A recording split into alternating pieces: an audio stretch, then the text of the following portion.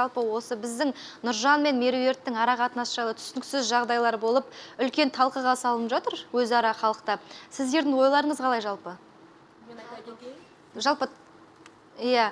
Енді Нұржан мен Меруерттің таныстығы тоқтаған дұрыс болды ма, жоқ әлде де жалғасын алып, мүмкін барлық мәселе шешілер ме еді? Сол тоқтағанда, екеуінің ара қатынасы тоқтағанда бірінші қуанған мен шығармын осы жерде. Бәріне қуанатын мен ғой бұл жерде. Айтайын, мәселен, Нұржанның денсаулығына байланысты қоғамда ондай жағдайлар, ондай пенделер бар өмірде. Нұржан секілді. Нұржанның өзі де сомен жұп болды, омен ойланды, ақылдасты, аяғында ата-анасының шешімін қабыл алды. Өйткені Нұржанның көз көрмеу себебі бар. Одан кейін қыздың өзінің мына жерде талып қалу мәселесі болды ғой, бір сөз көтере алмайтын, сондықтан температура ма, давление ма көтеріліп кетіп бір мәселе болды, сондай жағдай болды. Сонда айырылысып кеткеніне өте қуаныштымын. Неге десеңіздер, Нұржанға өте ауыр тиеді бұл мәселе, сөздің ашық айтқанда. Нұржан ауырып қалса, егер де ана қыз да ауырып қалса, мысалға, екеуінің қасында екеуі жалғыз болғанда кім оларға кім жәрдем береді, кім көмектеседі деген ой туады да менің басымда. Сондықтан ол қызға басқа жігіт лайықты менің ойымша. Өйткені ол менің ойымша осы жерде бір қаруды пайдаланып келгендей болады да. Мысалға, өмірде де жігіттермен тұрмыста болған қыз ғой бұрын. Сондықтан ол қыз келген себебі менің ойымша Нұржанның көзі көрмейтін пайдаланып келген секілді болып көрінеді менің көзіме. Бұл баста ол қызға сенбеген болатынмын, әзір мен әлі де сенбеймін. Өткенде соңғы ара қатынас тоқтайтын кезде мен тікелей эфирлерін көрген болатынмын. Арнұрмен мәселесі болды ғой. Сол кезде біз көшеде де хайп жасай аламыз деп айтқан болатын да, екеуі отырған кезде. Сол кезде Жандос шындықты айтып кетті ғой, жерде қаншалықты шындық екенін білмеймін, бірақ шындық деп жанастырды сол сөздерді. Екеуінің туған күніне шыққан мәселесі болды, оның алдындағы түрлі мәселелер болды өздерінің арасында. Сол мәселенің бәрін қозғай келген кезде Нұржан әсер етті. Нұржан неге тастамасқа аяда? Нұржан жақсы айтты оны, дос болып қаламыз деген мәселемен. Сондықтан бұл жерге келетін болсақ, Нұржан мен қолдаймын. Неге десеңіздер, Нұржан дұрыс шешім қабылдады. Себебі ана қызға толық сенімді емеспіз. Көрерменнің көңілімен қарағанда да, біздің көңілмен қарағанда да бізде де сенімділік жоқ. Енді бұл тарапта енді бәрі сенімді деп айта алмаймын, мысалға да. Сенімділіктер бар, сенімсіздіктер де бар. Сондықтан ол қызға айтарым, болашақта бақытты болсын. Нұржан бұйыртса Алла қаласа өз бақытын табады. Жалпы айырылысқан дұрыс деп отырсың. Баян сөздің аузында жалпы Нұржан мен Меруерттің ара қатынасы қалай өрбіп бастады, экранға назар аударып барлығын есімізге түсірсек.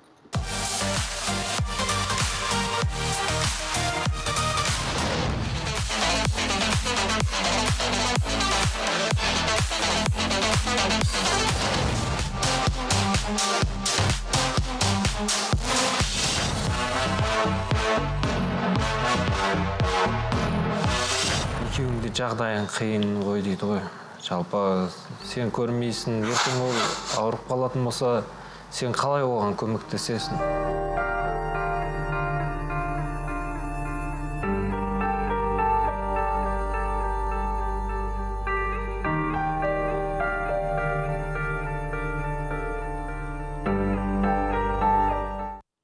Барлығын көрдік, енді өзіміздің көз алдымызда осы ара қатынасы өрбіп, және ара қатынасы өзі тоқтаған болатын. Роза, тыңдап отырмын. Бұл жерде енді Жандосты айтпау мүмкін емес. Біріншіден, негізі Баянда айтып кеттің ғой, шыны керек Жандос негізі не айтса да, шындықты айтады да. Жандостың басында мен Жандосқа да айтқан болатын, негізі кіріспей қой, не қыласың, кіріспеш, өздері білсін, екеуі бір-бірін сүйіп тұрған шығар, кіріспе деген кезде Жандос айтты, Роза, қасында жүрген мен көріп жүрмін бәрін деді. Ертең Меруертке үйленген жағдайда, Жандостың жаңағындай кім айтқандай, Меруерт Нұржанның жаңағы көрмейтін деп айтуға да тек қорқам, шыны керекші, пайдаланып істейтін істейді дегендей. Жаңағыдай мен негізі бірақ шыны керек көрген жоқпын, жаңа эфирда отырды, сөйтіп айтты дегенді мен бірақ өз көзіммен көрген жоқпын, бірақ елдерден естідім. Және де Меруерт көріп отырсаң, Меруерттің анасы көріп отырса, ренжімеңіздер. Меруерт, мен де қазір Меруертке сенбеймін. Меруерт сенің мен жайында да, себебі Меруерттің мен жайында да жаман нәрселер айтқанын білемін. Және де мен де қуанам. Нұржан да естіп отқан шығар. Нұржан, мен қуанам қазір. Саған на самом деле өзіңе адал болатындай жар керек. Және де қасында көмек ете алатындай. Мен де негізі қолдаймын екеуінің айырылып кеткенін. Негізі сен, Роза, осы ретте өзіңді кінәлімін деп ойламайсың ба Нұржан мен Меруерттің арақатынасы тоқтауына? Себебі екеуінің арақатынасы тоқтағаннан кейін интернет желісінде бір видео шықты, иә, Арнұр мен Меруерттің бірге отырып сен жайлы бір нәрселерді айтып отырғаны. Білмеймін, мен оны естіген жоқпын, бірақ мен өзімді кінәлі деп санамаймын. Меруерттің өзінің тірлігінен, өзінің ісінен, және де Арнұр ер азамат болып, мен қазір осы жерде енді шындықты айтайын енді. Негізі айтпаған едім, себебі Меруерттің жағдайын білем, мен осы күнге дейін Меруертті қолдап келгенмін, бірақ мен шындықты түбін білем. Қандай шындық? Ең бірінші, Арнұр бұл мәселені, мен Арнұрдың, енді екеуміздің, Арнұр мен Меруерт үшеуміздің арамызда болған мәселе, және де Арнұр мен бұны айтам деген кезде мен Арнұрға мен айтқызбаған. Айтып өтсең енді. Себебі Арнұрға жаңағындай қыз бала болса да көңіл білдірді деп айтайыншы, басқаша айтуға тегім. Даже мүмкін емес нәрсе да. Қыз асырап отқаннан кейін мен айтқым келмейді. Меруерт, қазір сөзің аузында Меруерт Арнұрға сезім білді, де? Түсінген бойынша. Сезім болғанда да, сезім емес. Ұнатушылық. Іспем ба деп айтам ба, қалай? Анан көрсетуге де негізі қазір. Іс-әрекетімен жалпы Арнұрды ұнататындай болып көрінді, иә? Иә. Соны маған Арнұр айтқанда, мен негізі Нұржан мен Меруерттің арасына барынша түспеуге тырысқанмын. Нұржанға да айтпауға тырысқанмын, және де бұны Жандос та көрген. Жандос негізі көз көрген нәрселерді айтады. Сонда мен Жандосқа ұрысқан болатын. Жандос, немеге сен олардың арасына кіресің деп? Сен өзің жөніңді білсейші, просто кірме екеуінің арасына. Керек емес деген кезде Жандос айтты. Роза деді, екеуі ертең әйелмен күйеу болса істейтін қыз деді. Сол себепті Меруерт сен де ренжімейтін шығарсың. Мен жайында да сен көп жаман ақпараттар берген болатынсың. Оны мен даже доказательства да бар. Мен де ертең келіп көрем десең де көрсете аламын. Және де тікелей эфирде мен барынша саған жақсы жағынан, және де адам жасаған жақсылығын айтпайды дейді ғой. Негізі ол жақсылықты мен айтқым да келмейді. Өзің де білесің, бірақ соны біле тұра сен менің артынан жаман сөздер айтқансың. Бұны Жандос та білет, Арнұр да білет, және де Жандостың кірісетіні де бар. Бұл жерде қатысушылар сіздерге де айтсам болады. Қазір мысалы арамызда Нұржан жоқ қой. Қайсың шыны керек? Нұржанға ешқайсың көмектесіп жүрген жоқсыңдар. Жандос жоқ себебі. Жандос болса, Жандос қасынан, өтірік айтпай қойын жарайды. Нұржанды қолдаймын мен, бірақ мен әрқашанда Жандос Нұржанды ертіп жүрген кезде мен Жандосқа айтатын, Жандос, семен шыны керек жеке өзіміз екеуміз ғана болсақ екен деп тілеймін мен, шындап та мен солай айттым. Нұржан, бірақ ренжіме, соның өзінде Жандос қасына ертіп жүрді. Мен іштеме деп қарсы келе алмадым. Себебі маған қарсы келтірмей қойды Жандос. Сен отыр, орныңды біл деп. Мен үндей алмадым сол кезде. Сол себепті өздеріңіздің ойларыңызды келген кезде өзінің шалын жақтап шыға келеді деймін да. Өзің шалың үшін өліп баратсың ғой кәдімгі. Басқаларға тек анау атласып. Ол Нұржанға көмектеспегенде біріншіден керек кезінде көмектесемін, жалпақ тілмен айтқанда бар ғой, действительно міндетті емеспін мен көмектесуге. Мен Жандос міндетті болды ма? Көз алдымда. Ол да міндетті емес, ол міндетке тас жармасын өйтіп. Сен де оны айта берме. Істеген жақсылықты ұмытып қал, саған істеген жамандықты ұмытып қал. Болды, екі қағида. Берекетті алып айта берме оны. Өзім білемін. Саған бар ғой, шын таңғалым бір. Осы эфир бойы аузынан бір жақсы шықпады. Не деген пиғылын жаман адамсың, сондай адамсың бар әлі өмірде. Қандай? Кесе береді да адам. Қандай? Аузынан бір жақсы сөз шықпайды ғой эфир бойы. Нақты не көрдім, не білдім, соны айтам. Білмеймін енді, сен бүкіл адамнан сонда жамандылықты ғана көресің ба?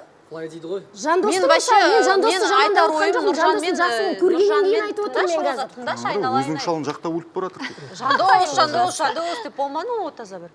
Мен Нұржанмен Меруертке келген кезде Нұржанға по факту айтам, қаншеге шығып атты, деп жылайды да отырады, бір еркек сияқты қасиет жоқ, шын айтайын бар ғой.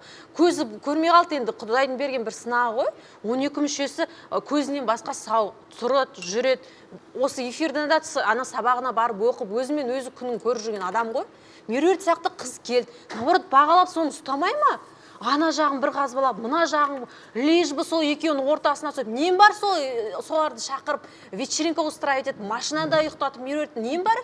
Роза? Жоқ, вечеринкаға шақырған кезде, ол туған күнге шақырған кезде Нұржан екеуін бірге шақырдық қой, вот именно. Машинана барып ұйықтатып қойған өтірік сен дейді ғой. Машинаға барып ұйықтаған жоқсыз, машинаға отырып біз үйге қайтатын кез болған. Назира, сен бірінші біліп ал да, ол жағдай қандай жағдай болғанын. Ол кезде сен болған жоқсың. Мен Меруертті шақырғанда Нұржан екеуін бірге шақырдым. Және де мен Меруерт сен артынан кейін Нұржанды қуып жерде, соң кейін Арнұрмен квартираға кет деп мен аузымнан оны әңгіме шыққан да жоқ.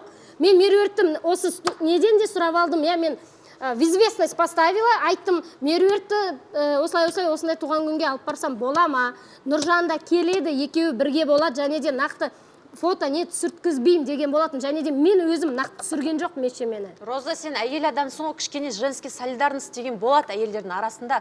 Сен квартираға кетті, үйтті, бүйтті деп не деп айтып отырсың, оның өмірі бар ғой, қыз баланың. Аузына келген оттай ермен әшерде отыр ау, кетті деген жоқпын. Мен Меруертке жауапты болғаннан кейін мен жіберткізбей, мен өз үйіме алып кеттім. Сонда Нұржанның реніші сол жерде мен екі ортада мен негізі не болып қалдым да, кінәлі болып қалдым сол жерде. Негізі мен айттым, ешкім ешқайда бармайды, үйге қайтамыз. Мен 4 қызға жауапкершілік алдым, 4 қызды машинеме салдым да алып кеттім. Бірақ Нұржан ашуланды, біздікіне келді. Нұржанның ашуын мың жерде мен қазір түсінем. Себебі Нұржан естіп отқанда шығарсың, Меруертті көріп отқанда шығарсыңдар. Сол күні Меруерт сен біздің үйде болған кезде анаңмен де сөйлескен болатын мен сенің. Және де анасы рұқсат берді, алып кетсін деп. Сол кезде мен айттым оған, сен, Нұржан, сен маған не дедің? Мына бар ғой, сен сөзің бар ғой, бір өсекші ауылда ғана кемпірлер сияқты дворда отырып алған бар ғой. Жоқ, сонда мен қазір камера сияқтысың, ана кім шықты, кіммен бүйтті, кіммен үйтті, сөйтті. Сен не деген адамсың? Мынандай адамдар вообще отырысқа шақыратын адам емес, мына бар ғой. Ертең келесі эфирде бәрін жайып салып отыр. Қойшы, Роза, сен бар ғой, вообще не деген адамсың реально? Бабушка сияқтысың, дворда отырған деп, анам бүйтіп. Мадин, не деймін сөзіңді айтсаң, енді Роза. Енді бұлай, кім Назира айтып жатсың ғой, жаңағы негативті нелер шығады деп ше, постоянно Розадан ше. Роза бұлай ғой, ара дейді да, балды көреді дейді, шыбын басқа затты көреді дейді. Сен адамдардан тырысшы бір жақсы зат көруге. Осы кегелі бір адамға бір жақсы жылы сөз айтпадың, айналайын. Бір жақсы сөз айтшы, сен мынандайсың, сен мынандай. Адамдар жаман емес қой, барлығы нашар емес қой. Мен жаман деп айтқан жоқпын. Содан кейін айтарым, сен бұлайсың да, Меруерт, мен саған қанша жақсылық істедім, оны неменеге айтасың сен? Ақыры көмейін деп атсың, көмсей, оны неше жақсылық істегенде, оны неменеге міндет қылдырып атсың, түсінбеймін да мен. Соған қарағанда. Роза көрген екен да. Жақсылық жасағанды айтпаймын дедім. Роза сабыр. Роза бірмен де сабыр. Жоқ, мына жерде былай ғой. Сен Розаға айтасың да, жақсы пікір айтпайсыңдар деп айтасыңдар. Жақсы пікір айтпайсың, өйткені көргенін айтып тұр да, ол шындықты бетке айтатын адам болғаннан айтып тұр бұл жерде. Бұл жерде сол кезде туған күннен кейін шыққан Меруерттің мәселесі болып тұр ғой, эфирге шыққан бір айдан кейін қозғалды, дұрыс па? Сол кезде Меруерт есі дұрыс болса, ақылы дұрыс болса, Нұржанның көзін көрмейтін, пайдаланса да пайдаланбаса, үйіне бару көреді. Түннің бір уақыты болса, біреу апарып тастамаса, өзі таксиге мініп кету көреді. Сол кезде бұл жерде мәселе болмайды, сөзі Нұржанның тарапынан күмән тумайтын еді, сөздің ашығын айтқан кезде бар ғой. Бұл жерде Меруерттің осалдығы. Меруерт оны жақсы көрмейді, мен сөздің ашын айтады. Нұржанға мен оның кәдімгі ынтызар болып барады дегенге сенбейді екен. Мадия айтқандай да, жаңа арам. Сен соған қарағанда шыбынның рөлін сомдап жүрген адамсың. Сол жігіттер олай айтудың қажеті жоқ. Көргенін айтады қашан, 4 қатынас болды мына жерде. Жандос шындығын айтады десең да, Жандос жақсы болса шығып кетпейтін еді. Негізі бар ғой, ер адамға қол көтеріп, ондай нем жоқ та. Просто андағы сөзің үшін мынау шығып кетеді, отвечаю. Давай, лақтыршы. Ренжіме да. Қой олай шеке басқанда эфир алдында отырып шамал сабыр сақтайық та. Нұржан мен кім жаңа Меруерттің мәселесіне келген кезде Нұржанның тарапынан еді сенім, сезім пайда болған шығар. Аяғында махаббат деп келдік мына жерде. Аяғында ата-анасының пікірі маңызды болды ғой Нұржанға сөздің ашығын айтқан кезде. Ата-анасы таныстықты тоқтады, мына қызды болашақ жарың ретінде ала алмайсың да деп отыр. Сондықтан бұл жерде тоқтады. Бірақ қыздың тарапына келген кезде қыз мына жерде жылады. Талып қалатын қыз болса, егер де денсаулығы дәл сондай болып тұрса, эфирге не үшін келеді деген сұрақ туады да менде. Неге ол сонша ауыр, әр сөзге оған тек қана жылы сөзді айта берсек, сонда аяғы не болды мысалға да? Мысалға мен ашық шындықты айтсам да, оған қыз мысалға талып қалды дегенде мен өз басым сене алмайды деп сөз ашқан. Кешірсін бірақ деймін да, бірақ мен өз басым сенген жоқпын. Сен ол сенің сондай адам болғанын енді талып мына жерде шынымен талып жатқан көріп жатық қой, скор енді ойнап келмеген шығар бір. жоқ ойнап келсін, келіп ойнап жатқан келмесін, мына жерге мына жерде сондай пікір болады болған просто мен айтарым реально Нұржанға бұдан артық қыз келмейді. Нұржан бағалай білу керек. Осы жерде жұптық қатынасқа дейін неге барады? Неге барады? Міне Олжас, например, Диананы барып жұп болмай тұрып таныстырып алып келді ғой. Неге солай істемейді? Артынша жұп болады да осы жерге. Ойбай, анам қарсы болды, әкем қарсы болды, көршім, итім, мысығым деп отырады. Ол не деген масқара? Нұржан тарапынан сенім болған жоқ қой бұл қыз. Сенім болмаса не деп жұп қылып салатына бүкіл әлемнің алдына? Неге жұп болады? Көргеннен кейін туған күннің мәселесін Жандос екеуі қозғады екен. Содан кейін бұл қыз, бұл жігіт Нұржан сол ата-анасымен ақылдаса келіп бұл қызды қоя сал деген ой болған шығар мысалға. Екі тарапқа салған. Ашық шындық мысалға бір жақтан болса да екі жақтан да қателік болады ғой. Сондықтан Нұржан дұрыс істеді. Не ғой, жаңағы мен бір таңғалғанымда осы кезде мәселе көтерілді ғой, жаңа Меруерт пен Нұржанның да. Сол кезде кімнің туған күніне барды деді? Балназым туған күніне, қателеспесем. Арнұрдың ба туған күніне барған? Бір ай бұрын сондай бір жағдайлар болды деді да, и бір айдан кейін ғана Жандос айтып отыр да, соны шындықты айтатын Жандос деп отыр. Мен сол кезде айтпай едім сол эфирде, сол кезде маған қызық болып қалды, бір жұмбақ күйе қалды да Наргиз. Неге бір айдан кейін айтты екен соны? Өзім мында ой туды да, мен оны мияққа айтқым да келген жоқ, просто өзімнің ойым туды да. Ол деген Нұржан уже өзі жалығып кетті да Меруерттен, содан кейін Жандостан сұраған шығар, не істесем болады деп. Сонымен Жандос келіп анаған айтқан болу керек та, бүйтіп істе, сөйтіп істе, бүйтіп істесең өзің ақталып шығасың. Өзара бір келісім болды деп ойлап. Сондай бір гитлерский план болған сияқты ол елестейді. Енді Дәулетпен сөйлескеннен кейін Райымбек біртүрлі басылып қалды ма? Бағдарлама басында бір белсенді болып тақырып қараласы. Өзің не ойлайсың осы жайлы? Жаңағы кім, Нұржан мен ненің ба? Дәулеттікінен басылған ешқандай кім жоқ. Просто жай ғана ол сөзін айтты, мен өзім сөзімді айттым ғой, болды. Ал егер де Нұржан мен кімнің екеуіне келетін болсақ, менің ойымша бұл екеуінің арасындағы мәселелерді айтудың қажеті де жоқты секілді, менің ойымша. Бірақ Нұржанның көзі көрмейді, ал кімнің өзінің кішкене ауруы бар, талып қала береді. Иә. Бұл екі ауру бір-біріне келмейтін секілді, негізінде. Қаландай жағдай болсын, Нұржан ауырып қалған кезде паника ретінде кім өзі қобалжып қалуы, Меруерттің өзі қобалжып, есінен талып қалуы мүмкін, или болмаса Меруертке бірдеңе болса, Нұржан көмектесе алмайтын қалады. Дұрыс айтасың.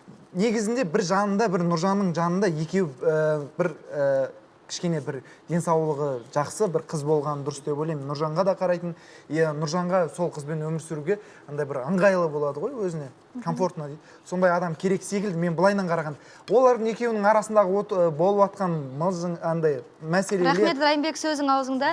Бізде қазір жарнамадан кейін Өркен не айтады, соны білеміз. Жарнамадан енді құрметті көрермендер, арнамызға оралдық. Ақыры сырға салуға бекем болып, ақыры сол шешімді қабылдаған Өркен айтам деп қоймай тұр, бірақ енді оның алдында Райымбектің сөзін бөлдік. Райымбек аяқтап бітсін, сосын Өркен айтады. Негізі сол кімге, Нұржанға өзіне кішкене қарайтындай адам керек деп ойлаймын мен өз басым. Роза сияқты. Білмедім, қандай адам болса да, бір Нұржанға шынымен де Нұржанның көңілі ақ, кей кездері жылап қалатын әдеті бар. Сондықтан қасында бір сенімді, оны ауырған жағдайда қорғай алатын, көмектесе алатын адам керек. Ал кім Меруертке келетін болсақ, ол Меруертінде кішкене денсаулығы сыр береді, сондықтан екеуі тең емес. Мен осы жағынан ғана айталам, бірақ ар жағындағы болып жатқан іс-әрекеттері мені қызықтырмайды екен.